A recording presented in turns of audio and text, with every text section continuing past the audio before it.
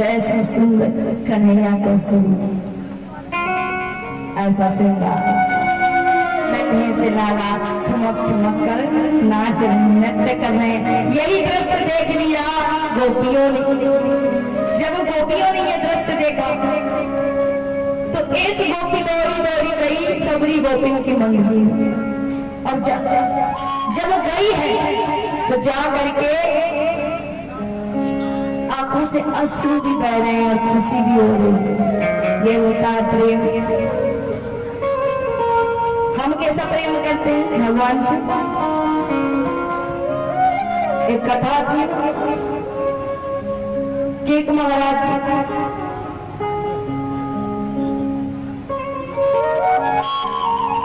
गली से गुजर रहे थे। उन्होंने देखा कि एक ग्वालिन गोपी जो थी वो सबको दूध दे रही है, घर घर जाकर के दूध दे रही है, गली में आवाज लगा रही है। तभी उन्होंने देखा कि सबको तो नाप तौल करके दूध दे रही है, लेकिन एक सज्जन आया, उसने बिना मोल के बिना नापे तौले ही दूध दे दिया। उन संत से नहीं रहा गया। उन्होंने गोपी से पूछा कि जे बता, सबको तो नाप तौल के दिया, मोल में दिया, लेकिन इसको बिना मोल के और बिना नापे तौले दे दिया। तो गोपी शर्मा गई और वहां से चली गई। तो कुछ लोगों ने बताया कि ये उसका प्रेमी है, ये उससे प्रेम करती, इसलिए इसने बिना मोल के ही दे दिया। वो संत शर्म से अपना सिर झुका करके बैठ गए कि हमारा प्रेम कैसा है। हम तो भगवान को नाप तौल के देते हैं, हम भी प्रेम करते हैं ना, प्रेमी है ना भगवान, हमारे प्रेमी हैं, भगवान से प्रेम करते हैं, हम नाप तौल के देते हैं। सुबह आरती कर ली, अब शाम को दूसरा आरती करे। मैं क्यों करूं? पूजा के लिए घरों में झगड़े होते, तू पूजा कर, तू पूजा कर। माला करने में एक माला भी मन लगा करके नहीं करते। फिर इसीलिए कहते ना कि पाछे दिन पाछे हरि से किया नहीं, और अब पछताए हो जब चिड़िया चुप गई थी। यही होता है कि नाप तौल के दोगे तो इतना ही मिलेगा। इसलिए कहा ना गोपी का भाव है कि प्रेम छुपाए ना छुपे जो प्रकट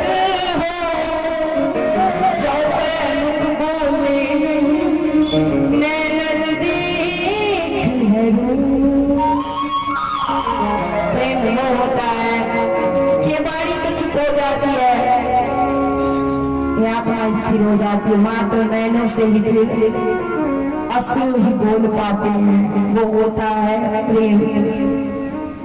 तो ऐसा ही है गोपियों का प्रेम। आज दौड़ी दौड़ी गई है और कहा कि क्या बता, आज मैंने क्या देखा। सबरी गोपियां पूछती हैं कि बता तो सही, मैंने देखा। बोले आज साक्षात परम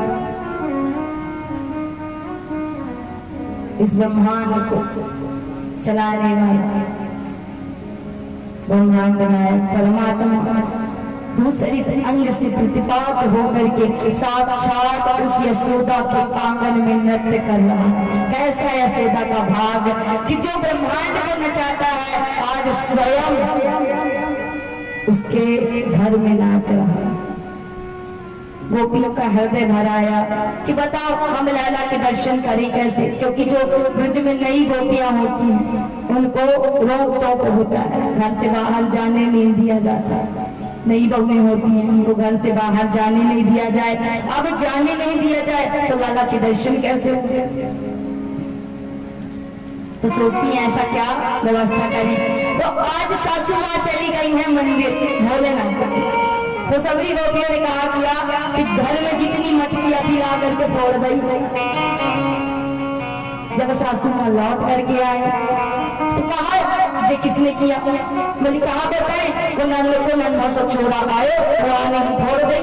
बोले अच्छा वाकई इतनी हिम्मत, ऐसा कर देख, मैं जाऊंगी तो बात बढ़ जाएगी, इसलिए तुम जाओ और नंद रानी को उलाहना दे करके।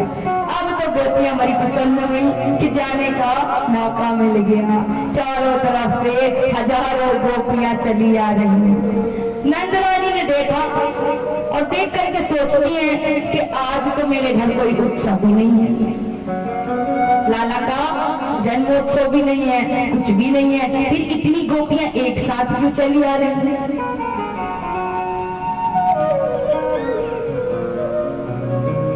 नंद रानी के महल में गोपियों ने प्रवेश किया।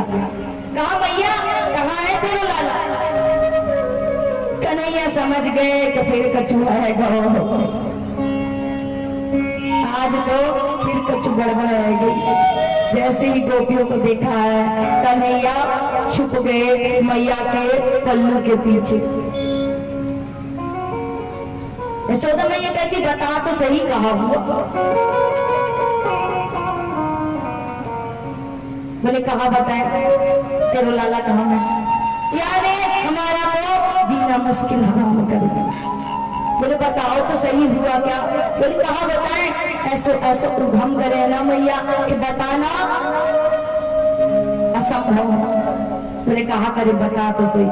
बोले पता है तो कहा करे जो तेरा मुन्ना सा लाला जब जाने कि अब गाय दुर्गों को समय आएगा तो तेरू नन्हा सा लाला कहा करे कि जो हमारे गाय को बछड़ा हो गए वहां को छोड़ करके भाग जावे। अब वहां को छोड़ करके भाग जावे तो सबरी दूध हमको पी ले गए, अब हम जावे तो हमको दूध ही नहीं मिले।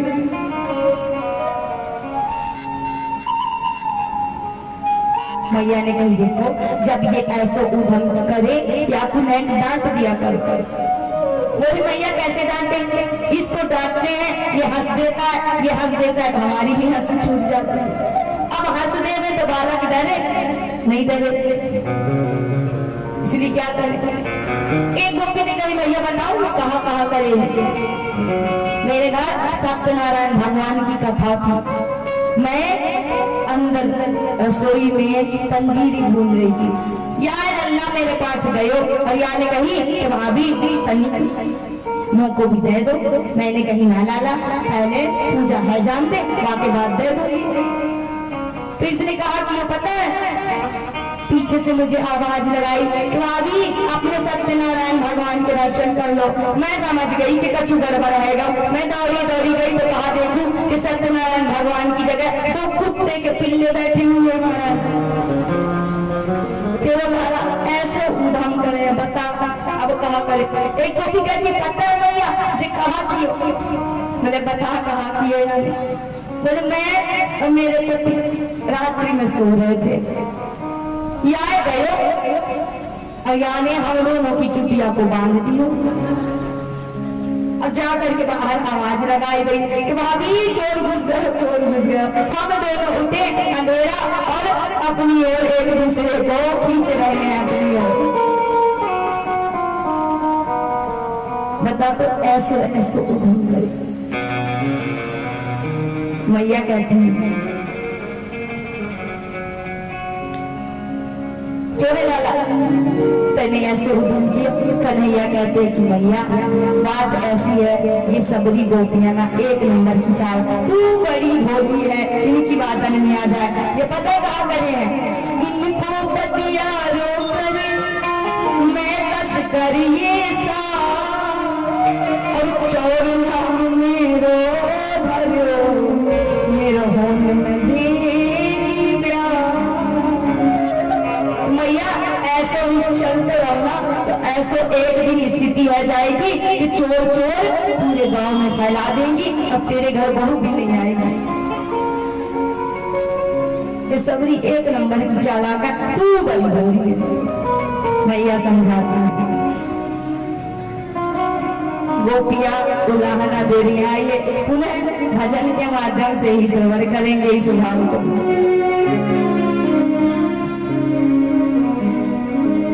गोपियां कह रहे हैं कि तीरों लाल यशोदा छल गई मेरो माखन चुरा कर बदल गए।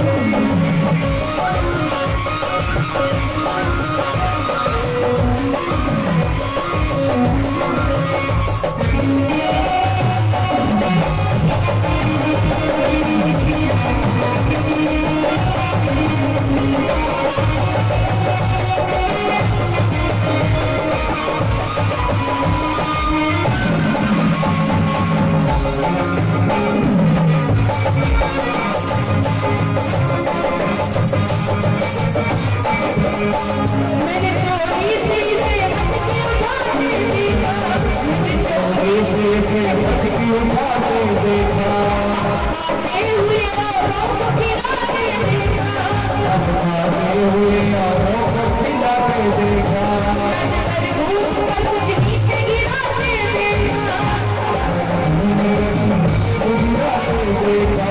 मैंने चोरी का इसे खूब लुटाते देखा, चोरी का इसे खूब लुटाते देखा, चोरी का इसे खूब लुटाते देखा, चोरी का इसे खूब लुटाते देखा, मुझे मुख पर भी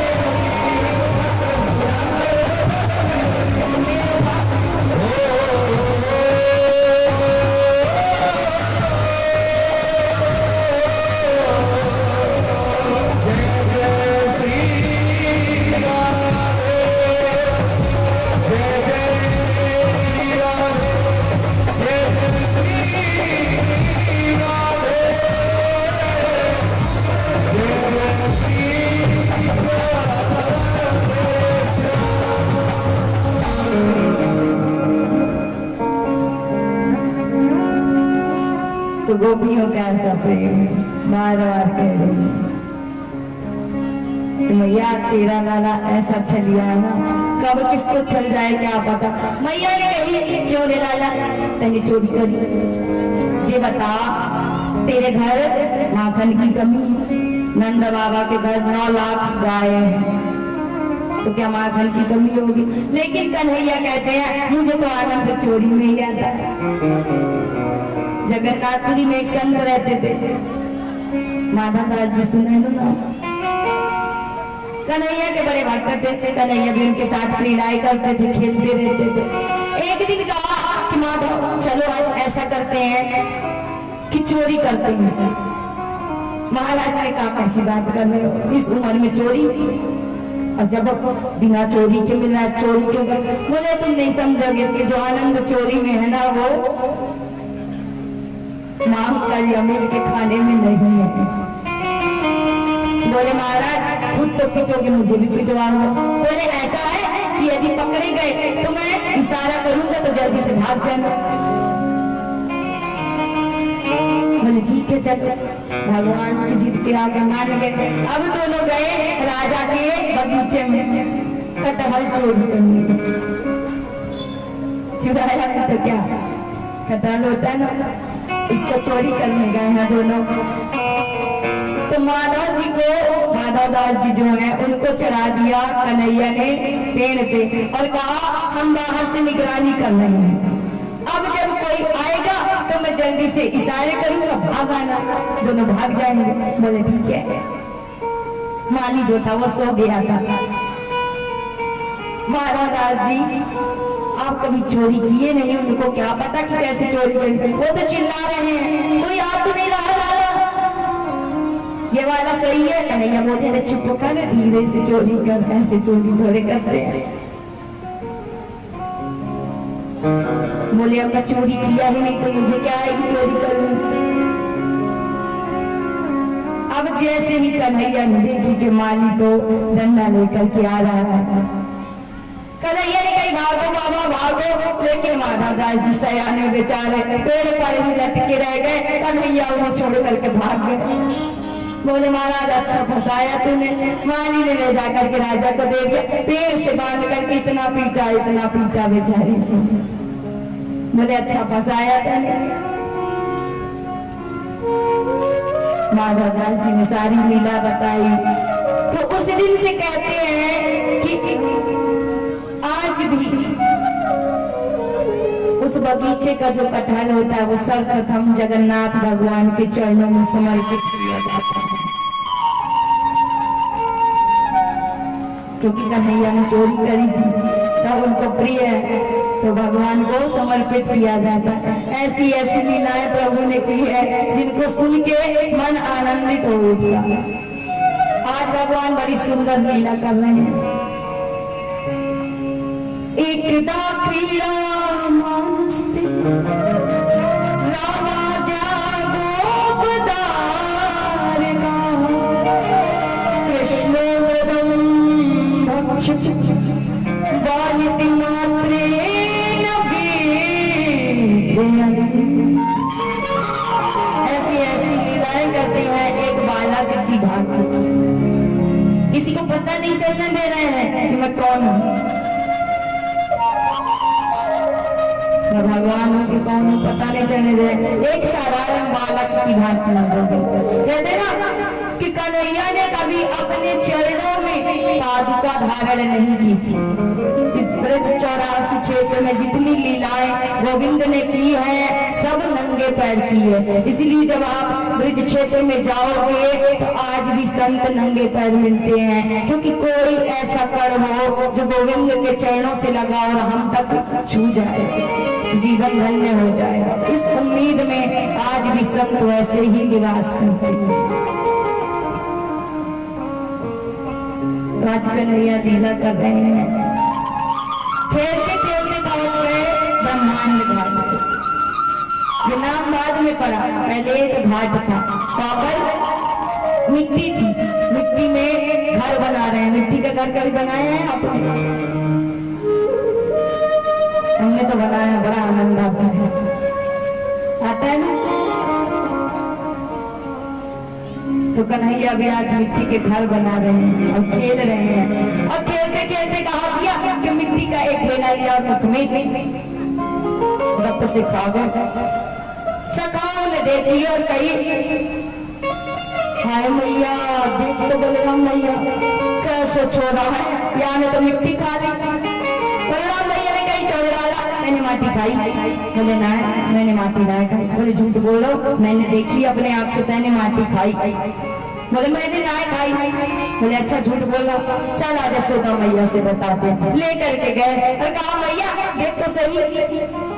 जलाला ने कहा कि बोले कहा कि बोले आज तो गजब ही कर दियो, यहाँ ने माटी खा ली। मैया ने कही चोरे लाला तेने माटी खाई। बोले ना मैया मैंने माटी ना खाई। बोले तेरे बलराम भैया झूठ करे। बोले बलराम भैया ने कही कन्हैया चुपचाप कर सक गए। क्यों बलराम भैया आपने कही मैया से कि हमने माटी खाई? बोले हाँ मैंने खाई तो मैंने कह दे। बोले मैं भी कह दूंगा कि बलराम भैया भांग का गोला खा में।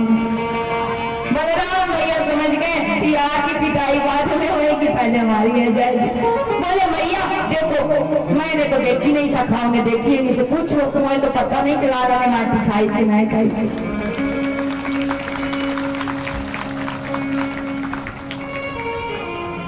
मैया ने कही आज मैं काऊ की बात ना मान रही, यदि इसने माटी खाई है तो इसके मुख में लगी होगी, आज मैं खुद मुख को देखूंगी। सखाओं ने कही बड़ा चालाक बने, बड़ा चतुर बने, माटी खाई तो वो धनी है क्या मुख में, अंदर चली गई। मैया ने कही नहीं थोड़ी बहुत तो लगी होगी, मैं आज खुद देखूंगी। मैया ने जैसे ही कन्हैया के मुख को खोला है, तो सुखदेव जी महाराज वर्णन करते हैं कि अब गोविंद कह रहे हैं ना हम भक्षित वानम सर्वे मिथ्याभिसंसिना यदि सत्य गिरस करही सक्षम पास्य में मैया ने जैसे ही मुख को खोला तो मुन्ना सा मुख, लेकिन मैया को ब्रह्मांड के दर्शन में गए, इसलिए उस घाट का नाम पड़ गया ब्रह्मांड घाट। मैया ने देखा और देख करके थर थर कांपने लगी कि मुझसे कैसा अपराध हो गया। कन्हैया के मुख में वही सब दिख रहा है जो लीला वहां पर चल रही है, वही ब्रह्मांड है, वही पृथ्वी लोक है, वही मैया है, वही कन्हैया है, वही छड़ी है, वही मैया मुख खोल करके देख रही है। जो दृश्य मैया कर रही है वही मुख में भी देख रही है। भ्रमित हो गई और कहती है कि हे भगवान मुझसे कैसा अपराध हो गया, मैंने आपको कष्ट पहुंचाया, मैं जान गई कि तू मेरा लाला नहीं है, साधारण बालक नहीं है, तू तो साक्षात भगवान है। भगवान समझ गए कि अब पत्ता साफ है, अब भगवान बन गए। फिर वही स्थिति होगी कैसी वाली, अलमारी में बिठा देंगे, 4 चिनाजी दे देंगे, पड़े नहीं है यही निकलिए ना, यही करते हैं ना हम लोग, पूजा ऐसे ही करते हैं। तो कहते हैं कि जब नन्हे से लड्डू गोपाल की सेवा करो तो एक बालक की भांति ही करना चाहिए। आप जो खाइए उनको भी खिलाइए, आप घूमने जाते हो उनको भी साथ में लेकर के जाओ, जो आप करो अपने बालक के साथ करो, उनके साथ करो। कहते ना कि एक सज्जन ने एक मूर्ति खरीद ली। लोग मूर्ति क्यों खरीदते हैं? मन्नत के लिए, भगवान से अर्जी लगाने के लिए, प्रार्थना करने के लिए कि प्रभु ये दे दो वो दे दो। तो उन सज्जन ने भी एक मूर्ति ले ली गोपाल जी की। बाहर होते हैं ना दुकान लगे रहते हैं, चिल्लाते रहते हैं आइए आइए, मन्नत पूरी करने वाली मूर्ति लेकर के जाइए। उन्होंने भी सुना और ले ली, अब लेकर के आ गए, अब बिठा दिया, बड़ा ही सुगंधित अगरबत्ती लगाने लगे उनको कि अब मन्नत पूरी होगी। 1 महीने हो गए, 2 महीने हो गए, 3 महीने हो गए, मन्नत पूरी नहीं हुई। जब नहीं हुई तब गुस्सा चढ़ी कि ये मूर्ति काम नहीं कर रही है। उन्हें गए मंदिर और दूसरी मूर्ति खरीद करके इस बार लेकर के आए काली जी की मूर्ति। अब जब काली जी की मूर्ति लाए तो जो गोविंद थे उनको बंद करके बगल में बिठा दिया और काली जी की पूजा करने लगे। अब काली जी की पूजा कर रहे हैं तो अगरबत्ती लगाए तो खुशबू भगवान की तरफ जाए, जो उसका धुआं था वो भगवान की तरफ जाए। तो क्या हुआ कि अब 1 महीने बीत गए, काली जी से भी मन्नत पूरी नहीं हुई, तो उन्होंने कहा किया कि भगवान के नाक में रुई डाल दी। क्यों डाल दी? जैसे ही रुई डाली तो भगवान ने हाथ पकड़ लिया और प्रकट हो गए, हे प्रभु तुम्हारे जैसा भक्त नहीं देखा। बोले यदि रुई डालने से ही आना था तो पहले बता देते, इतनी मेहनत क्यों करवाई, इतना पैसा खर्च करवाया। बोले मैं रुई डालने से नहीं आया, पहले तुम मुझे अवास्तविक मानते थे, मुझ पर विश्वास नहीं करते थे, इसलिए मैं नहीं आया। अब तुम मुझे वास्तविक माने हो, तुम्हें ये महसूस तो हुआ कि भगवान खुशबू ले रहे हैं, इसलिए मुझे आना पड़ा। तो भगवान यही सोच रहे हैं यदि आप भगवान बन गए तो घाटा ही घाटा। मैया जो भी प्यार करती है ना, जो माखन मिश्री पवाती रहते हैं दिन भर, ये कछु ना मिलने वालों। तो कई कन्हैया ने कहा कि वैष्णवी माया को आदेश दिया, मैया की बुद्धि बदल दो। वैष्णवी माया ने मैया की बुद्धि को परिवर्तित कर दिया। जैसे ही बुद्धि परिवर्तित हुई, मैया ने कही लाला मैंने अभी तेरे मुख में कछु देखे। बोले कहाँ देखी मैंने मैया? कछु तो ना है जो देख ले। बोले ना लाला मैंने कछु तो देखे। बोले मैया तैने सपना देखो। और मैया तू कहती ना कि मैंने माटी खाई, मैंने माटी थोड़े खाई, मैंने तो ब्रज रज चखी है। इसलिए ब्रज में कभी माटी नहीं कहा जाता, रेत नहीं कहा जाता, उसको कहा जाता है ब्रज रज।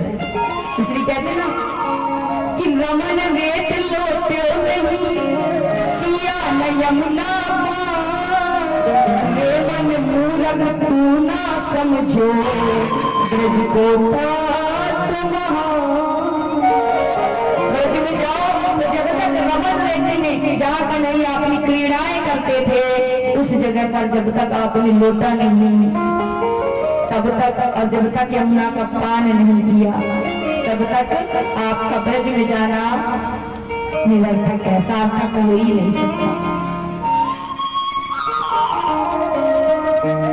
ऐसी कन्हैया की लीला है। आज मैया ने सुंदर रात्रि में कन्हैया का श्रृंगार करके सुलाया है। जब मैया रात्रि में लाला को सुलाती हैं तो आंखों में काजल लगाती हैं, श्रृंगार करती हैं, नहला के सुंदर वस्त्रों को पहना करके और सुलाती हैं।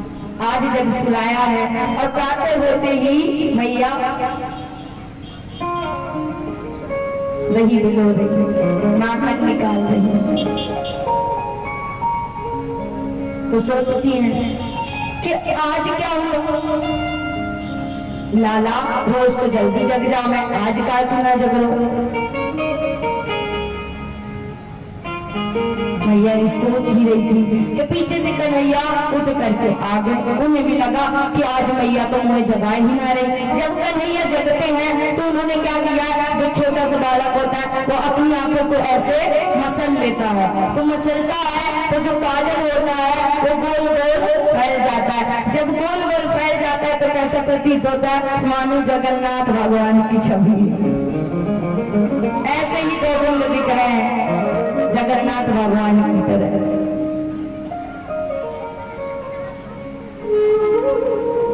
उठ करके आई, मैया ने देखी, आ गया लाला? बोले हाँ मैया। बोले जाकर नहीं तो तुम हाथ धोए ले फिर आ जा। कन्हैया ने कही मैया बड़ी जोर की भूख लगी है, कोई माखन दे दे। बोले लाला पहले हाथ मुंह धो ले, वहां के बाद दे देती हूँ। बोले ना नहीं वो तो अब नहीं चाहिए।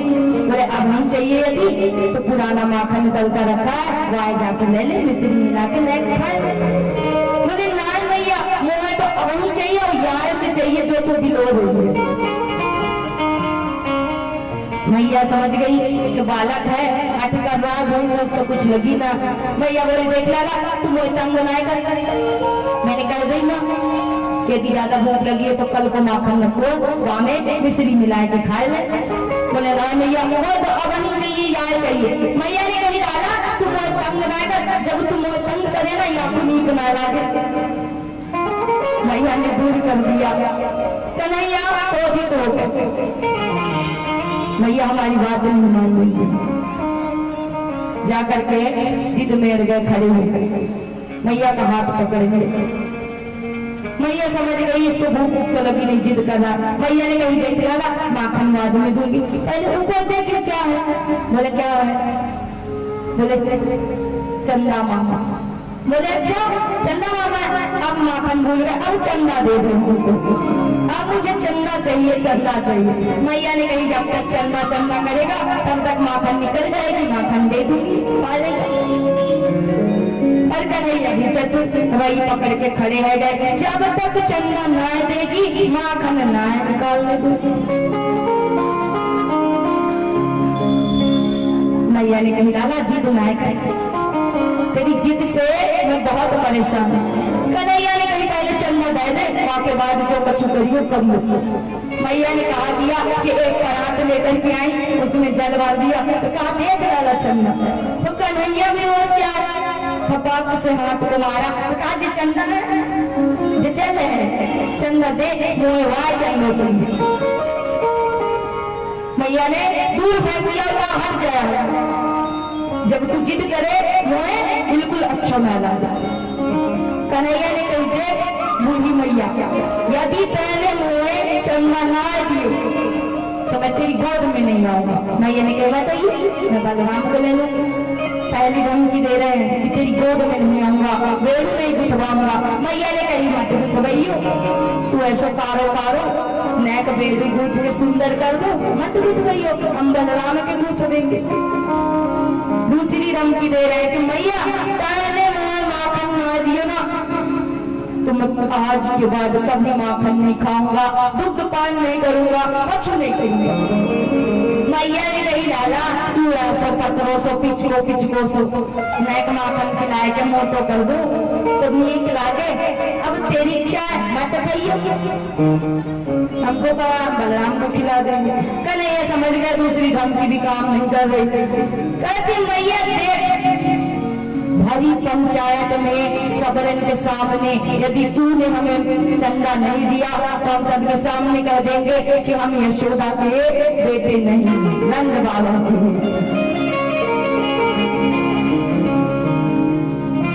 मैया ने जैसे सुना गोद में ले लिया, उनसे भर लिया कि लाला तू ऐसी तोतरी वाली में काय तू बोले, मुँह तो लगे तो को मोरी की नजर ना लग जाए। कहीं लाला देख एक बार बोले हाँ बोल बोले ऐसे करते हैं मैं तेरे लेने माखन से भी कोमल चंदा से भी सुंदर एक बहू ला देती। अब तो जैसे बहू का नाम सुना चंदा भूल गए, माखन हमें बहू चाहिए, हमें बहू चाहिए। बोले अच्छा बड़ा आया इतो से लाला और बहू चाहिए, ये बेटा बहू जाने कितनी बड़ी होगी। बोले हमें क्या करना है, हम जितने बड़े हो उतनी बड़ी होगी, कहाँ करेगा बहू। बोले जब गौ चारण के लिए जाऊंगा तो जेब में रख लूंगा बहू। मैया ने गुड़िया ला के दे दी, कन्हैया जिद कर लाठी का गोरी से बिरज की छोरी से मैया कर दे मेरो प्यार। राधिका गोरी से बिरज की छोरी से मैया कर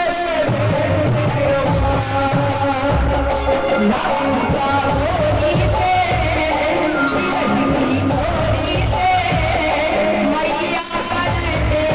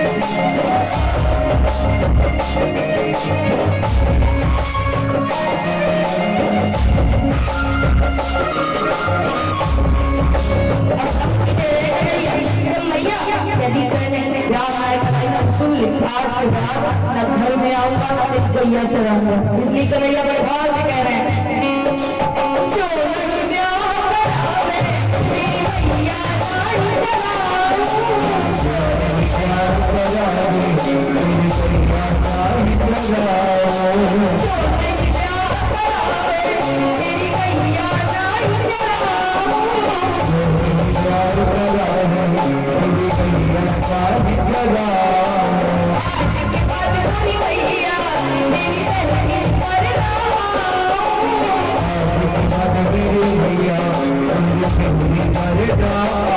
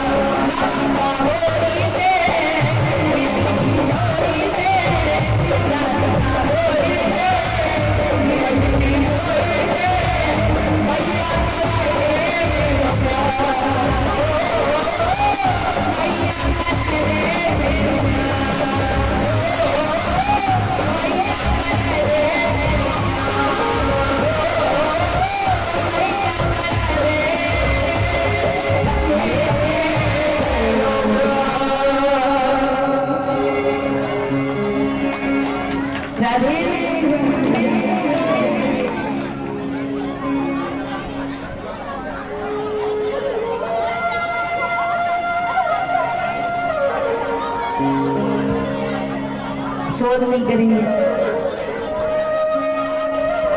और आप सभी से निवेदन, मास्क लगाकर ही बैठेंगे।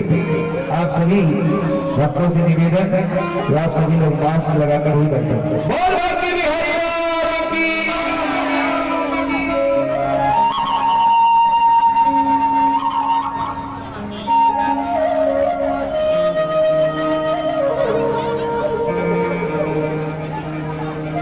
ऐसा सुंदर भाव है गोविंद का, हट कर है तो मैया ब्याह करा देंगे। मैया ने गोद में ले लिया, दुग्ध पान कराने लगी। उधर गोपी दौड़ी दौड़ी आई कि अरे मैया यहाँ तो बादल में लगी है, वहाँ चूल्हे पे रखे हो, दूध उबल गए। बोले अरे कहाँ बताऊं, या लाला ने मुझे सवेरे से तंग कर रखे, कबहू माखन मांगे, कबहू चंदा, कबहू दुल्हनिया मांगे। मैया ने लाला को वहीं पर छोड़ दिया और रसोई की ओर चली गई। अब कन्हैया कुपित हो गए, पूरा शरीर लाल पड़ गया, आंखें बड़ी कर ली और दांतों से नीचे के होठों को दबा लिया।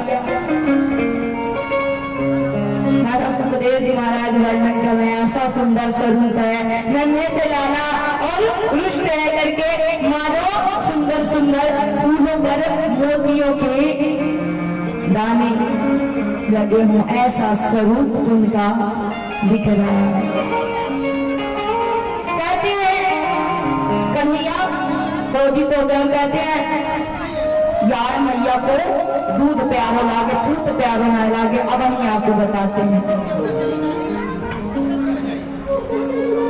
राधे राधे।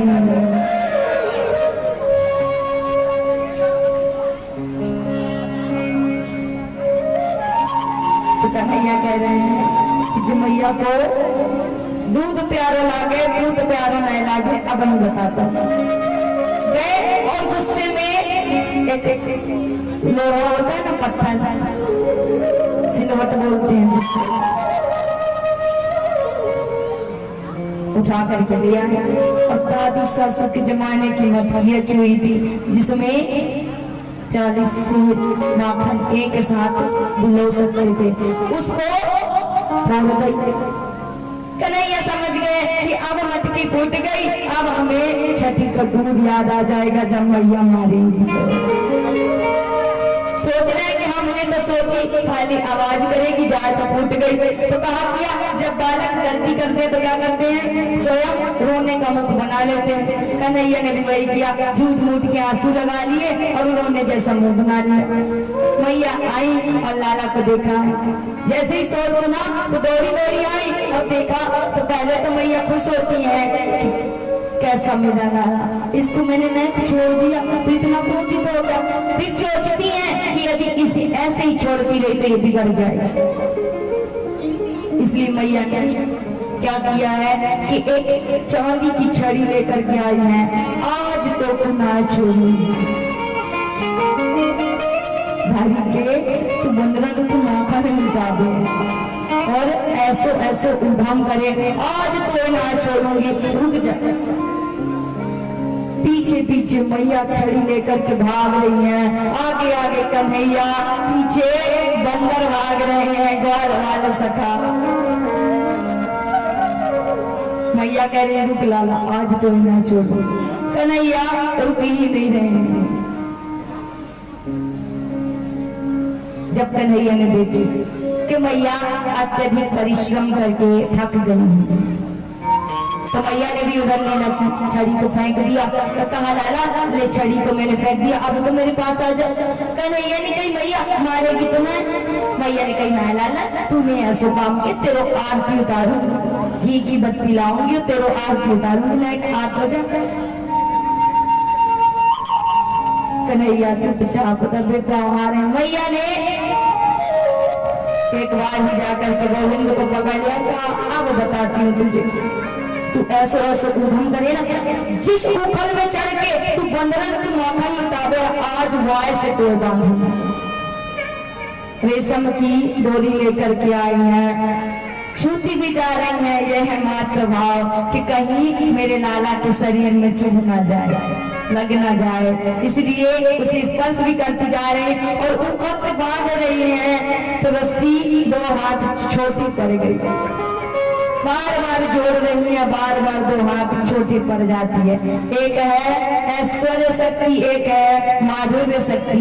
एक कहती है कि ये मेरे भगवान है, मैं इन्हें बांधती रहूंगी, और एक कहती है कि ये मेरे गोविंद बन करके आए हैं, मैं इन्हें बंधने नहीं दूंगी। दोनों में आपस में लड़ाई चल रही है, इसलिए 2 अंगुल ही रस्सी छोटी पड़ जाती है। कन्हैया ने जब देखा कि मैया परिश्रम करके अब अत्यधिक थक चुकी हैं, स्वयं उस बंधन में आ गए, बंध गए गोविंद, और आज अपनी लीला को संपन्न कर रहे हैं। ये लीला प्रभु इसलिए कर रहे हैं क्योंकि कुबेर के 2 पुत्र हैं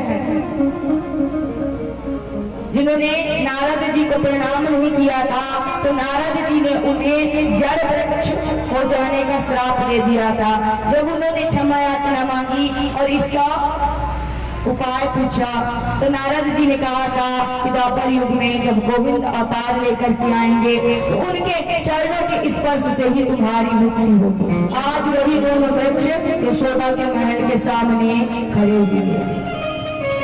गोविंद कहते हैं हमको कौन बांध सकता, उखम को ही उठा करके चलने लगे, और जैसे ही चलते चलते गए हैं उन दोनों वृक्षों के बीच से होकर के गुजरे हैं। दोनों वृक्ष धड़ाम से गिर पड़े और उनसे विशाल सुंदर दैव पुरुष प्रकट हो, हाथ जोड़ करके भगवान को प्रणाम किया। भगवान ने कहा कहिए आप कौन हैं? उन्होंने अपना परिचय दिया कि हम कुबेर के 2 पुत्र हैं, नारद जी के श्राप से हम जड़ वृक्ष हो गए, लेकिन नारद जी का श्राप आज हमारे लिए इतना बड़ा वरदान बन जाएगा, हमने सोचा नहीं। हे प्रभु आज तुम धन्य हो गए। भगवान ने उन्हें आशीर्वाद दिया, वो वहां से चले गए। आगे कई ऐसे राक्षस बार बार कन्हैया को मारने के लिए आती हैं। ये देख करके आज नंद बाबा ने समस्त सभा को बुलाया है कि जिस दिन से हमारे लाला का जन्म हुआ उस दिन से कोई न कोई राक्षस यहाँ पर आता ही रहता है। इसलिए मैंने ऐसा विचार किया है, यदि आप सब उसमें सहमति दें तो ऐसा विचार किया है कि हम इस जगह को छोड़ करके कहीं और निवास करें, लेकिन ऐसी गोकुल जैसी कोई परम पावन जगह हो, स्थान हो तो बताएं। तभी नंद बाबा के भाई ने कहा कि ऐसा ही परम पावन स्थान है वृंदावन धाम। अब गोविंद पहुंच रहे हैं वृंदावन धाम की। सबरे अपने सामान को लेकर के बैलगाड़ियों में चल रहे हैं वृंदावन की ओर। अब वृंदावन पहुंच तो गए, लेकिन रहे कैसे? क्योंकि पहले के समय में वृंदावन में मकान नहीं थे, घर नहीं थे। वृंदा अर्थात तुलसी, और तुलसी जी के वृक्ष का वो वन था जिसे कहते हैं वृंदावन।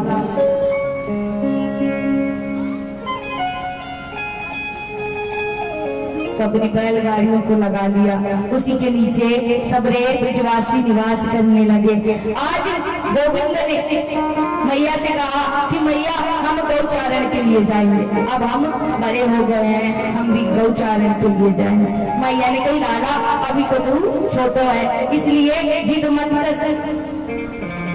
लेकिन कन्हैया ने जिद करी तो मैया ने टीका कर दिया, आज से दोनों बछड़ों को चराने के लिए जाते हैं बलराम जी के साथ। जब बछड़ों को चरा रहे हैं तो इन पर एक लीला हुई। अघासुर नाम का राक्षस आ गया, अजगर का भेष धारण कर लिया, विशाल जीव को निकाल लिया। सभी सखाओं ने उसे गुफा समझ करके उसमें प्रवेश कर लिया।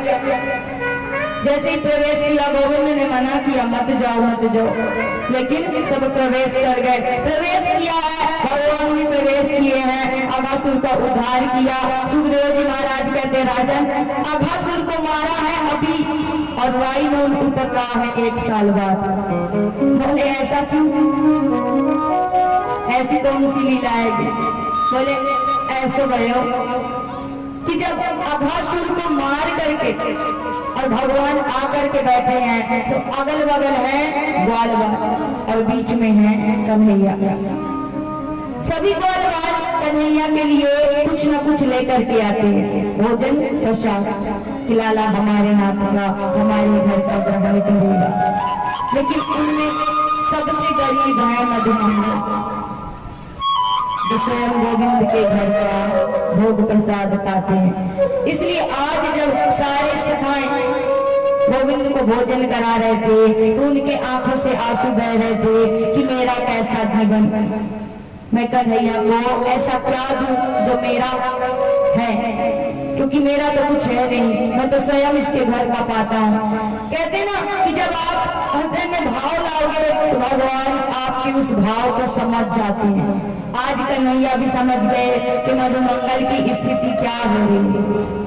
इसलिए गोविंद ने कहा कि रुक जाओ, आज हम किसी के घर का भोग ग्रहण नहीं करेंगे, आज सिर्फ मधुमंगल के यहाँ का प्रसाद पाएंगे। मधुमंगल ने जैसे ही सुनी उछल पड़ा, अरे लाला तू मेरे यहाँ का भोग प्रसाद पाएगा, अभी जाता हूँ अभी लेकर के आता हूँ। दौड़े दौड़े गए, उधर पूर्णमासिका का माला कर रही थी, भगवान का भजन कर रही थी। जब गए हैं तो मैया ने कहा लाला आज जल्दी आ गया। मैंने कहा बताओ मैया, आज भरी सभा में कन्हैया ने मेरा ऐसा सम्मान किया है, कह दिया कि आज किसी का भोग प्रसाद ग्रहण नहीं करेंगे, मात्र मधुमंगल के यहाँ का भोग ग्रहण करेंगे। तो मैया जल्दी से मुझे कुछ भी है वही दे दे, मैं कन्हैया को लेकर के ग्रहण कराता। मैया ने कही कि लाला तुझे तो पता है हमारे खुद के खाने के ठिकाने नहीं है, मैं भजन करके कहीं प्रसाद पा जाऊं उससे जीवन को यापन कर रही हूँ, नहीं मिलता जल को पी करके सो जाती हूँ, और तू स्वयं गोविंद के घर का पाता, हम उसको क्या दे सकते हैं। देख ले मटकी में कुछ रखा हो तो ले जा। जैसे ही मधुमंगल गए हैं तो मानो उस मटकी को देख करके उनका मन भी खट्टा हो गया। 3 दिन की बासी कढ़ी रखी हुई थी, ऐसी खट्टी कि देख करके ये मन भी खट्टा हो गया कि कैसे इसे खिलाऊंगा। जो माखन मिश्री को पाता है उसे ये खट्टी कढ़ी कैसे परोऊं, लेकिन कहा है तो लेकर के जाना पड़ेगा। यही सोचते सोचते जा रहे हैं, जैसे ही कुछ दूर पहुंचे हैं कि मन में विचार आया कि लाला को कैसे इसे पिला दूं, मुझे इसका पाप लगेगा, इसलिए यदि इसे फेंकूंगा तो ये ढूंढ लेगा, छुपाऊंगा तो ये ढूंढ लेगा, इसलिए मेरे पास एक ही उपाय है, इसे स्वयं पान कर जाता। मधुमंगल उस कढ़ी को पीने लगे, इतने में ही सखाओं ने सुन लिया और कहा देखो लाला कहाँ है। बोले जे तो मधुमंगल है, जे कहा कर रहे हो। आकर के देखा तो कढ़ी को पी चुके थे मधुमंगल। कहा क्यों मधुमंगल, हमने कही थी ना आज तेरे घर का भोजन ग्रहण करेंगे और तू हमारे लिए लेकर के आज स्वयं पी गया। मधुमंगल ने कही लाला देख सही, आज मेरी स्थिति ऐसी नहीं है कि मैं तुझे कुछ खिला सकूं, लेकिन मैं तुझे वचन देता हूँ कल मैं तेरे लिए मखाने की खीर लेकर के आऊंगा, माखन मिश्री लेकर के आऊंगा, तब तू पा लेना, आज क्षमा कर दे। कन्हैया ने कही हम तो आज ही वचन दे चुके और आज ही ग्रहण करेंगे। मधुमंगल भी क्रोध में आकर कहते जब है ही राय तो क्या ग्रहण करेगा। कन्हैया ने कही तेरे पास ना है लेकिन हमारे लिए तो बहुत है, जीव को निकाला है और गोविंद झूठी कढ़ी को चाट रहे हैं मधुमंगल के मुख से। ऐसा भगवान का उभाव, भक्त का उभाव। उधर से यही दृश्य देख रहे थे ब्रह्मा जी। ब्रह्मा जी मोहित हो गए, ये कैसी लीला है, क्या ये भगवान है? यदि भगवान है तो क्या भगवान कभी किसी की झूठी कड़ी खाते हैं? नहीं खाते। तो यदि भगवान नहीं है तो स्तुति करने तो मैं भी गया था।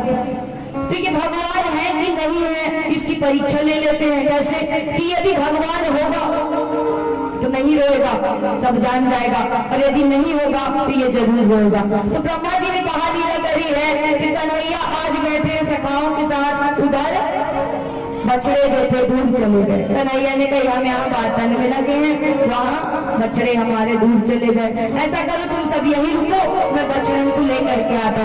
गोविंद चले गए बछड़ों को लेने, इधर ब्रह्मा जी आए, सब सखाओं को उठा करके ले गए ब्रह्मलोक, जिसपे काल का असर नहीं पड़ता उस सैया पे उनको लिटा दिया।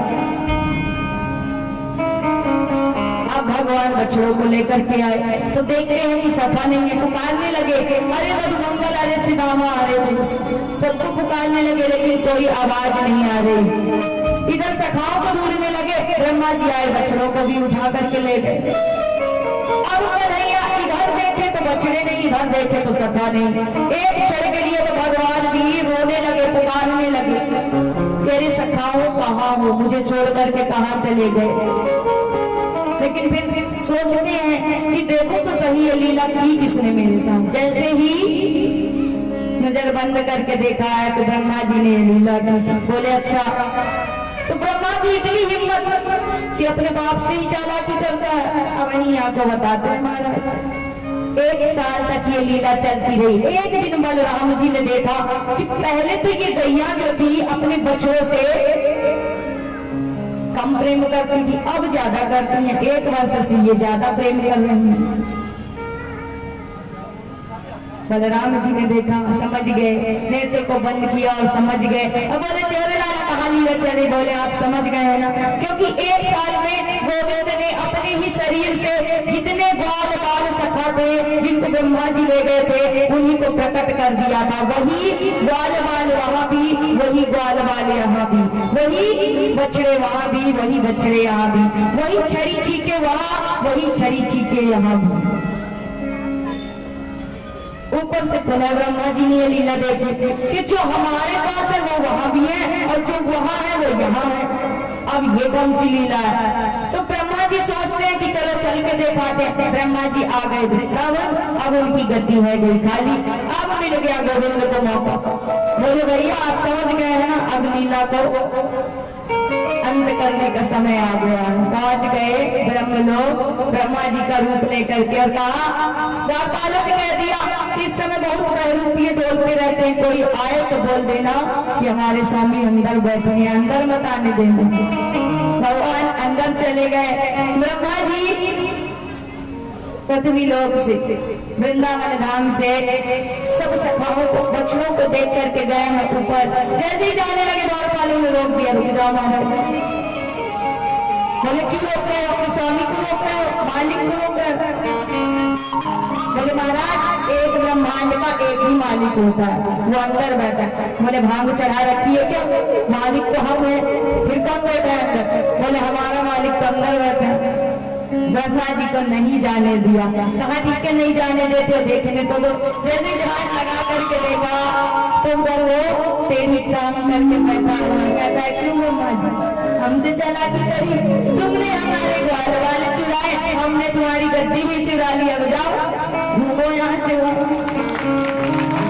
तो प्रभु से चालाकी नहीं चलती। भगवान इस लीला को संपन्न किया, इसलिए सुखदेव जी महाराज कहते राजा मारा है 1 वर्ष पहले, और सखा बता रहे हैं कि मैया आज पता कब लाला ने अघासुर को मार दिया। मैया राई नोन उतार रही है, गोविंद भी मुस्कुरा रहे हैं कि मारा था 1 वर्ष पहले और राई नोन उतर रहा है 1 वर्ष बाद। बताओ कैसा जादू टोना। प्रभु की लीला अतुल कहते ना,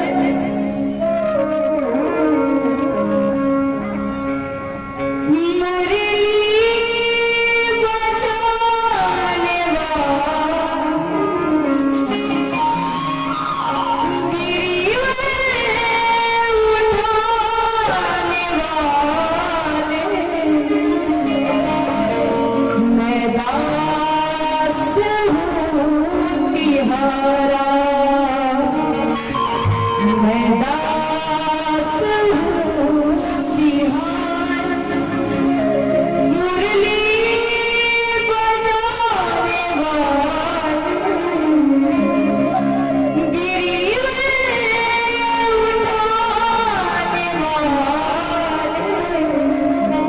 मैं दास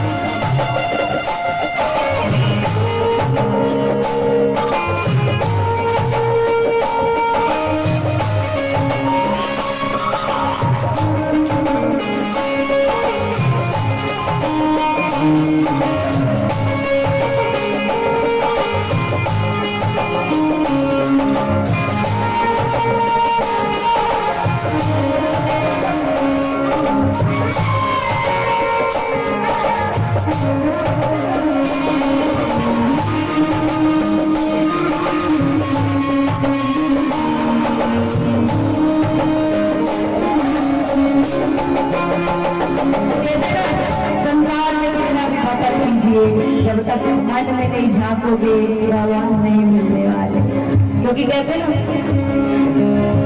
ढूंढ लिया जग सारा मैंने स्पर्श न तेरा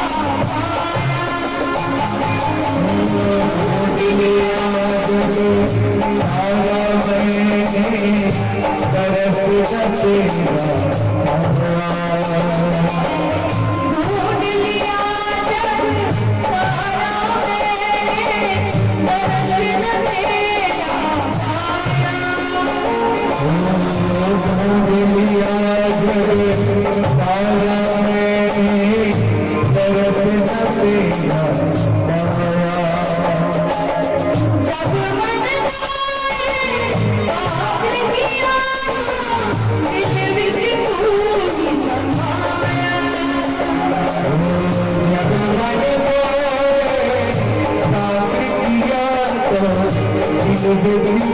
Oh,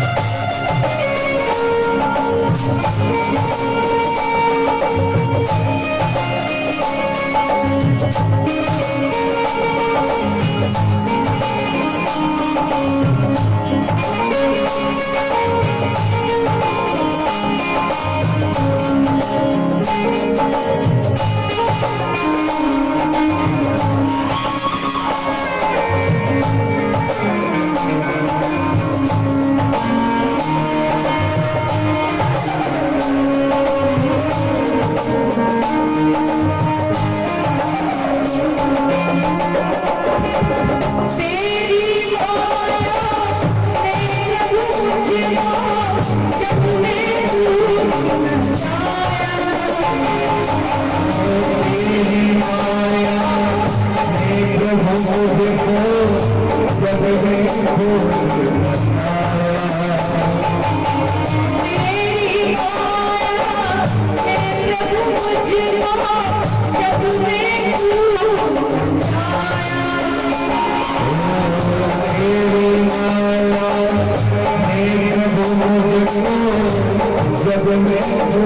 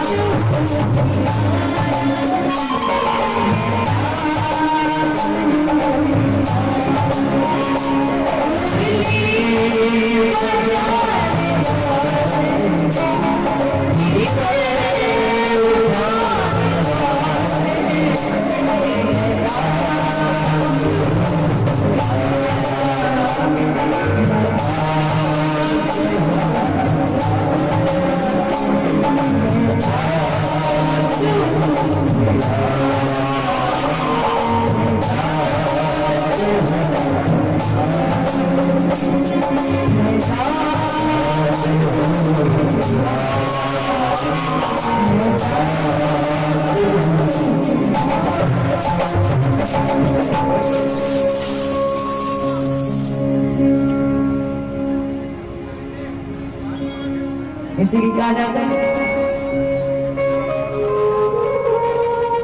किसी सज्जन ने कहा कि हम भगवान को गाली देते हैं, हम भगवान को बहुत गाली देते हैं। तो संत ने पूछ लिया, गाली तो देते हो, गाली देते हो पर रिश्ता है कुछ, रिश्ता बनाया है कुछ? बोले नहीं।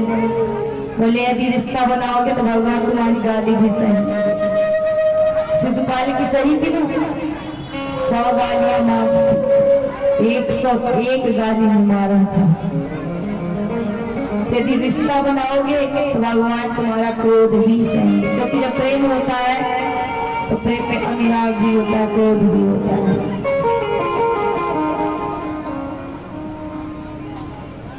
इसलिए भगवान की परीक्षा मत लीजिए। कहते ना 3 चीजें होती हैं, परीक्षा, प्रतीक्षा और समीक्षा। परीक्षा हम अपनी देते हैं, प्रतीक्षा हम भगवान की करते हैं और समीक्षा संसार की करते हैं। लेकिन यहाँ पर उल्टी धारा बैठने पर लोग, परीक्षा भगवान की, प्रतीक्षा संसार की और समीक्षा खुद की। उल्टी धारा बह गई है, जबकि ऐसा नहीं होना चाहिए। परीक्षा स्वयं की दीजिए। भगवान परीक्षा लेते हैं लेकिन प्रेम भी करते हैं। कहते ना सबसे कठिन वो किरदार जो होता है वो बेस्ट एक्टर को ही दिया जाता है। तो संसार में यदि हम आए हैं और हम सोचते हैं कि हमें दुख है, कष्ट है, मतलब हम सबसे बड़े बेस्ट एक्टर हैं भगवान के लिए। तो ब्रह्मा जी ने परीक्षा ली। अब समझ लीजिए ब्रह्मा जी के साथ क्या हुआ, वही हमारे साथ भी हो सकता है यदि भगवान की परीक्षा ले। परीक्षा स्वयं की लीजिए, भगवान को दीजिए परीक्षा। क्योंकि कहते हैं ना, प्रभु स्वयं कहते हैं अनन्यता से जो मुझे प्रेम करता है उसको मैं उठा करके हृदय से लगा लेती हूँ। आज ऐसा ही हुआ कि कन्हैया अब जा रहे हैं गौचारण के लिए। जब गौचारण के लिए कन्हैया जा रहे हैं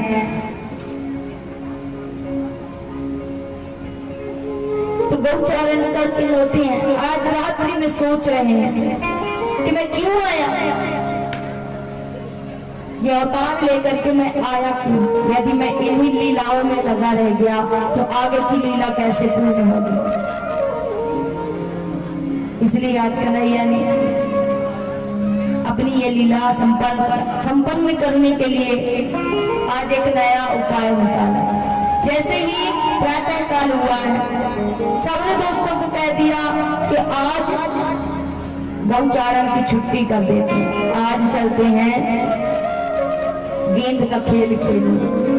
बोले कहा बात के लिए लाला, आज कहा बात की छुट्टी। बोले बस ऐसे ही मन कर रहा है। गोविंद चंदन का बल्ला ले लिए, सुंदर रेशम का गेंद है, लेकर के सखाओं के साथ जा रहे हैं गेंद का खेल खेलने काली दह पर, जहाँ यमुना जी के जल में विषैला कालिया नाग निवास करता है। भगवान ने ये लीला इसलिए की है क्योंकि मेरे निरापराध गौओं की, उन बाल वालों की, उन ब्रजवासियों की व्यर्थ में ही मृत्यु हो जाती है उस विषैले जल का पान करने से। इसलिए कन्हैया ने सोचा कि गेंद के खेल खेलने तो आ गए हैं, लेकिन ये सखा मुझे ऐसे कूदने नहीं देंगे। तो कन्हैया की बारी आई। कन्हैया ने इतनी जोर से बल्ला घुमाया कि गेंद सीधे यमुना जी के अंदर। अब सखाओं की बुद्धि को परिवर्तित कर दिया कि इसी गेंद के लिए वो जिद करने लगे। सखा भी वैसे बोले मुझे यही गेंद चाहिए, लाला तू जहां से पा वहां से ला, लेकिन यही गेंद चाहिए। कन्हैया भी छलांग लगा दिए कदम के पेड़ पर, और कदम के पेड़ से छलांग लगा दी यमुना जी में। जैसे ही यमुना जी में छलांग लगाई है, जितने ब्रजवासी थे महल में बैठी नंद रानी के हृदय से एक आवाज आई, क्या आखिर क्या हो गया। दौड़े दौड़े सब आ गए यमुना जी के किनारे। जैसे ही सुना है कि मेरा लाला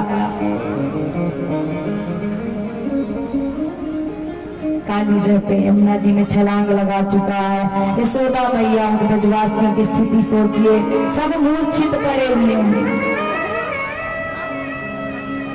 उधर भगवान ने जब छलांग लगाई है तो जल में हलचल हुई है, और जैसे ही हलचल हुई तो कालिया नाग ने कहा कि जाओ जा करके देखो ये कैसी हलचल है। सैनिक आए हैं और आकर के जैसे भगवान का दर्शन किया है तो वो दर्शन ही करते रह गए। ऐसा सुंदर प्रभु का स्वरूप है। नन्हे से कन्हैया सुंदर सा श्रृंगार है और जल में किलोल कर रहे हैं। जैसे ही देखा है जाकर के कहा कि महाराज गजब है क्या। बोले बताओ सही क्या हुआ। बोले 5 वर्ष नन्हा सा बालक है और जल में ऐसा किलोल कर रहा है मानो साक्षात कोई देवता हो। कालिया नाग भी सोचता है कि मेरे जल का जो व्यक्ति स्पर्श भी कर ले उसकी मृत्यु हो जाती है, फिर ये नन्हा सा बालक इतने समय से किलोल कर रहा है जल के अंदर, ये अभी तक मरा क्यों नहीं। कालिया नाग ने कहा हम स्वयं जाकर के देखेंगे। और जैसे ही आया है भगवान ने उसे समझाया, लेकिन बात को समझा नहीं। भगवान ने उसके फनों पर नृत्य करना आरंभ कर दिया। एक एक फन पर प्रभु ऐसा प्रहार कर रहे हैं, ऐसा विशाल युद्ध हुआ दोनों में। उधर सुखदेव जी महाराज वर्णन करते हैं कि राजन मानो ऐसी सुंदर छवि बन रही है कि साक्षात देवताओं ने लाल रंग के पुष्प गोविंद के चरणों में सजा दिए हों। इस प्रकार कालिया नाग के शरीर से वो रक्त की धाराएं निकल करके गोविंद के चरणों में बूंद बूंद बन के उस पुष्प की भांति प्रतीत हो रही है। नागपतियों ने आकर के देखा तो क्षमा मांगा कि प्रभु हम आपसे क्षमा चाहते हैं, यदि आप ऐसे ही तांडव करते रहे तो हमारे स्वामी नहीं बचेंगे। कालिया नाग को भगवान ने समझाया कि देखो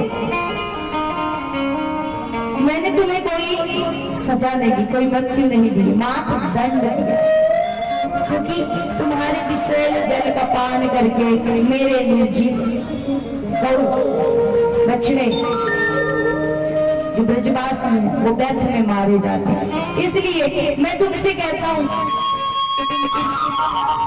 क्षेत्र को छोड़ करके रमणक द्वीप में चले जाओ, वहीं पर तुम निवास करो। कालियानाग ने कहा प्रभु आपसे प्रश्न करना चाहता हूँ, आप ही हमको बनाते हैं, आप ही सबको बनाते हैं, फिर हमारे अंदर इतना जहर क्यों भरते हैं? इसमें हमारा दोष है? बोले देखो कालियानाग, ये सब अपने कर्मों का परिणाम होता है, ये सब अपने कर्मों का फल होता है। जो जैसा कर्म करता है उसको वैसी योनि मिलती है। इसलिए इसमें मैं कुछ नहीं कर सकता। हाँ, मैंने तुम्हें कोई मृत्यु नहीं दी, मात्र दंड दिया है। तुम इस क्षेत्र को छोड़ करके चले जाओ, मेरे ब्रजवासियों को छोड़ दो। कालियानाग को आशीर्वाद दिया। भगवान ने इस लीला को भी संपन्न की। आगे आज प्रभु जब गौचारण के लिए जाते हैं तो ये बड़ी सुंदर लीला है कि उन गोपियों का भाव समझिए। वेणु गीत यहीं पे गाया है गोविंद की उस छवि को देख करके। कहते ना कि ब्रज में एक नई नवेली गोपी आई थी तो उसकी सासू माँ ने कहा कि और तो सब करना, लेकिन नंद के छोरा को देख करके कभी घूंघट मत खोलना। सब कुछ करना लेकिन नंद के छोरा को देखना तो घूंघट मत खोलना। बोली ठीक है। एक दिन क्या होता है, कन्हैया सायकालीन मेला में गौचारण करके लौटते हैं तो जैसे ही उनके स्वरूप को उसने देखा है, आज सोचती है कि आज तो थोड़ा देख ही लेते हैं कैसा दिखता है। और जैसे ही उस खिड़की को खोला है और देखी है तो देख करके वस्त्रों को त्याग दिया, बाबरी होकर के घूमने लगी, पागल हो गई। भगवान के स्वरूप को देख करके पागल हो गई। दौड़े दौड़े लोग गए, जाके सासू माँ को बताया, आई और देखी जेठ ससुर के सामने बिना पल्लू के घूम रही है, मैं कृष्ण हूँ, मैं कृष्ण हूँ कहते घूम रही है। पागल हो गई, बाबरी हो गई। मैया ने समझ लिया कि आज इसने उसे देख लिया। जो एक बार उसे देख लेता है तो फिर अपने बस में नहीं रहता। ऐसा स्वरूप है भगवान का। स्वयं कन्हैया को बुला करके लाई है, तब कहीं जाके उसकी बुद्धि पुनः वापस आई है जब कन्हैया ने स्पर्श किया है उसे। तो यही वर्णन कर रहे हैं सुखदेव जी महाराज कि जब गोविंद सायकालीन की बेला में गौचारण करके लौटते हैं तो उनके मुख से जो पसीने की बूंद गिर रही है उसमें रेत के कण गौओं की खुर से उड़ करके ऐसे चिपक रहे हैं जैसे मानो सुंदर सुंदर मोतियों को सजा दिया गया हो। और इस स्वरूप को देख करके कौन नहीं कहेगा। इसलिए गोपियों ने कहा कि वरहा पीड़म नट भर बपु करनयो परिणिकार विभ्रद भाषा कनक कपिशु वही जियंतिम चमा प्राण बेड़ो रधर शुदय पूरियन गोप वृंद वृंदारण्यम शपद रमणम प्राविशद गीत कीरति।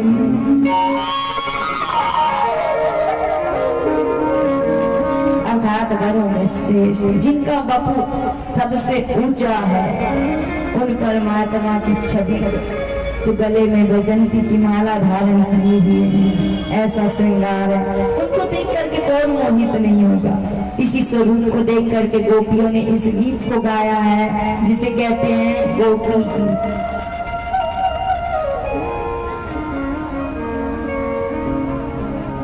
एक से एक लीला प्रभु करते हैं, ऐसी कई लीलाएं भगवान करते जा रहे हैं। कहते ना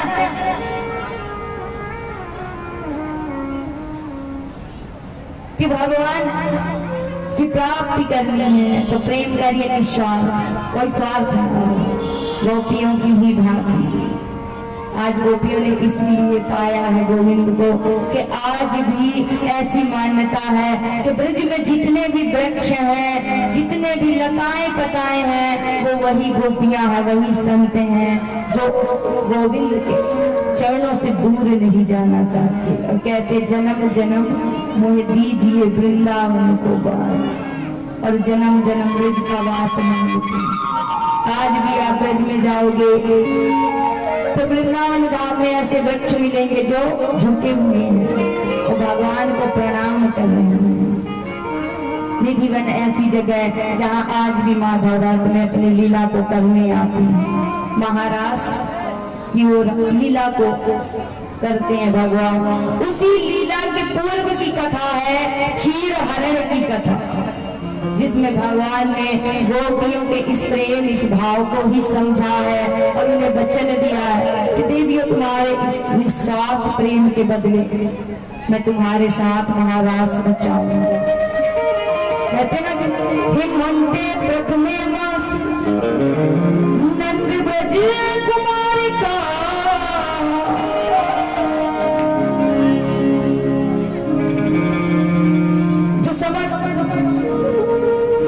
क्षेत्र की गोपियां 84 कोस, जितनी भी गोपियां हैं प्रातः कालीन भोर में ब्रह्म मुहूर्त में उठती हैं और उठ करके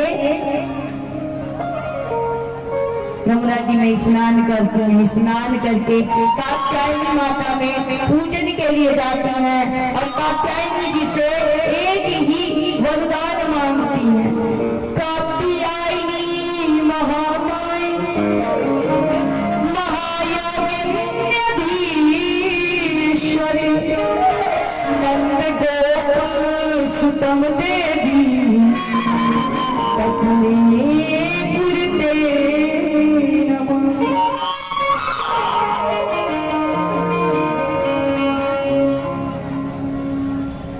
कहती है कि हे कात्यायनी माता, जन्म जन्म हम आपके चरणों की दासी रहेंगे यदि नंद के लाला को हमें आप प्रदान करें पति स्वरूप में। एक दिन क्या होता है कि स्नान करने गई, कन्हैया मिल गए। कन्हैया ने कहा कि देवियों आप बड़ी ही उच्च हो, आपका प्रेम बड़ा ही विशाल है, लेकिन जो प्रेम की पद्धति है ना वो बड़ी गलत है। आप मुझसे प्रेम करती हो, मैं ये बात जानता हूँ। आप यमुना स्नान करो, मैं ये भी जानता हूँ। आप यमुना स्नान करके कात्यायनी जी का पूजन करो, मैं ये भी जानता हूँ। कात्यायनी जी का पूजन करके मुझे मांगो, मैं ये भी जानता हूँ। लेकिन जो आपकी स्नान की विधि है वो गलत है, क्योंकि इसका अपराध लगता है लौकिक और धार्मिक दृष्टि से आप देखें तो यदि जल में आप निर्वस्त्र होकर के स्नान करें तो इसका पाप लगता है। जो वरुण देवता है, जल के देवता, वो आपसे रुष्ट हो सकते हैं। और लौकिक पद्धति ये है देवियों कि आप खुले में निर्वस्त्र होकर के स्नान करती हो। कोई मनचला व्यक्ति आ गया, आपके वस्त्रों को ले गया, फिर क्या करोगी? कन्हैया को छोटा सा बालक समझकर गोपियां कहती है कि बड़ा आया हमें समझाने, इतनी सुबह कौन आएगा? 3 बजे रात्रि में कौन आएगा? कन्हैया ने कहा अब करके ही दिखाना पड़ेगा तभी ये मानेंगी। तो आज कन्हैया ने क्या किया कि जब गोपियां स्नान करने गई है तो स्नान में मगन हो रही हैं। इधर कन्हैया आए हैं, सबरी के वस्त्रों को उठाया और लेकर के कदम के वृक्ष पर चढ़ गए। गोपियां स्नान करने में मगन है। ऐसे में एक गोपी ने बीच में कहा कि अरे स्नान ही करती रहोगी, कात्यायनी माता के पूजन को भी जाना है, विलंब है जाएगा। निकलने की हुई है, देखा कि सामने घाट पर वस्त्र ही नहीं है। अब निकले कैसे? यहाँ वहाँ चारों तरफ देख रही हैं, ऊपर देखा तो गोविंद मुस्कुराता हुआ बैठा। गोपियों ने यहाँ इतनी रात हो? बोले मेरी मर्जी, मैं चाहे जहाँ जाऊँ, तुम्हारे बस में थोड़े हूँ। बोले लाला वो तो ठीक है, लेकिन हमारे वस्त्रन को दे दे, जो तूने रख रखे हैं उनको दे दे, हमें पूजन के लिए जाना। कन्हैया ने कही मैंने तुम्हारे वस्त्र कब लिए? बोलिए लिए तो हैं।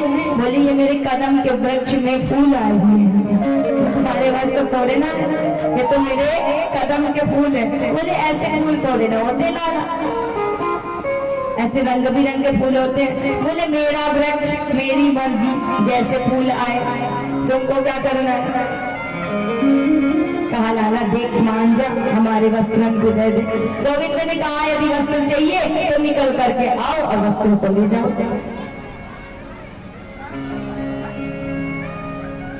गोपियां एक दूसरे को देख रही हैं, फिर मन में भाव आता है कि ये तो परमात्मा है।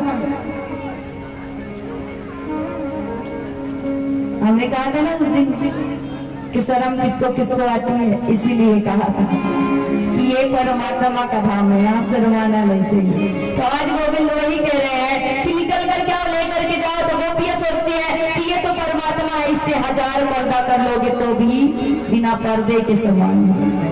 पर्दा संसार से किया जाता है, भगवान से नहीं। इसलिए गोपियां अपने हाथों को उठा ली है, निकल करके आई हैं, वस्त्रों को लिया। भगवान ने इसी के फलस्वरूप उनको वचन दिया कि हे देवियों, मैं शरद पूर्णिमा की रात्रि आपके साथ महाराज की लीला करूंगा। तुम्हारा ऐसा प्रेम, कहते ना ये महाराज कुछ नहीं, इसका लोग गलत अर्थ लेते हैं, लेकिन ये महाराज है परमात्मा और आत्मा का मिलन। उस परमात्मा से इस आत्मा के मिलन को कहते हैं महाराज। गोपियों के उस त्याग का, उस प्रेम का परीक्षण किया प्रभु ने और उसका प्रमाण दिया है महाराज के माध्यम से। ऐसी भगवान की अनेक अनेक लीलाएं। आज गोविंद 7 वर्ष के हो चुके हैं। विश्राम करने का था,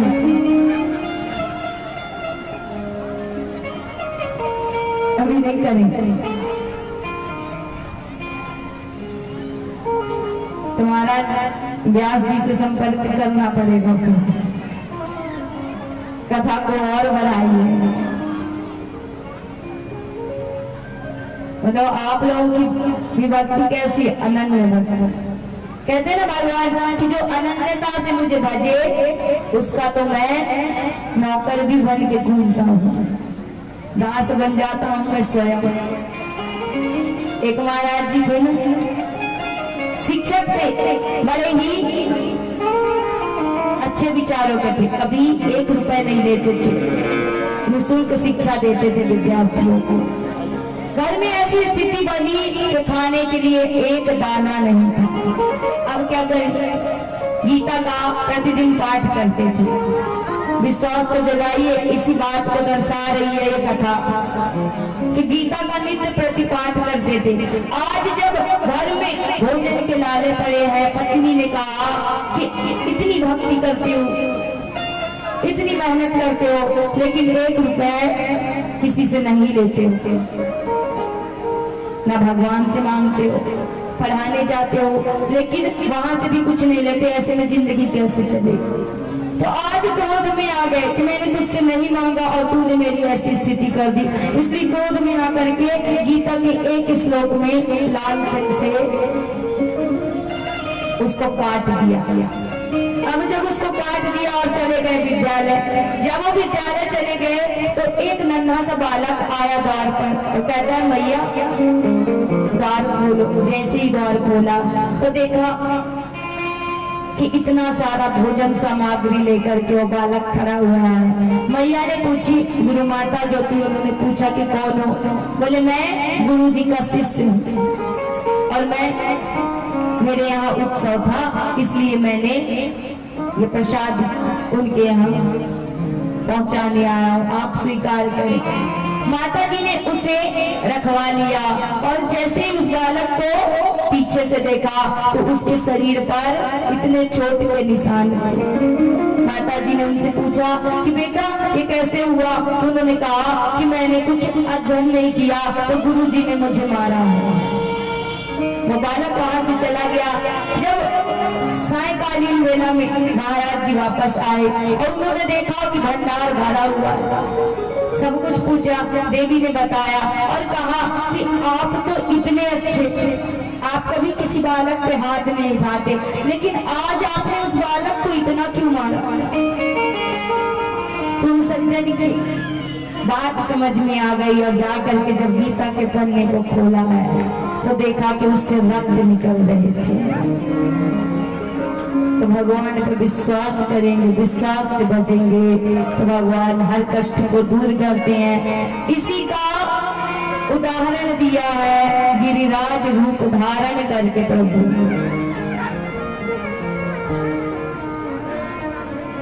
आइए, कथा तो 10 मिनट बाद विश्राम, उससे पहले भजन।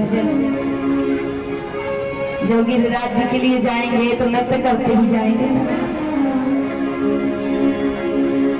लगन तुमसे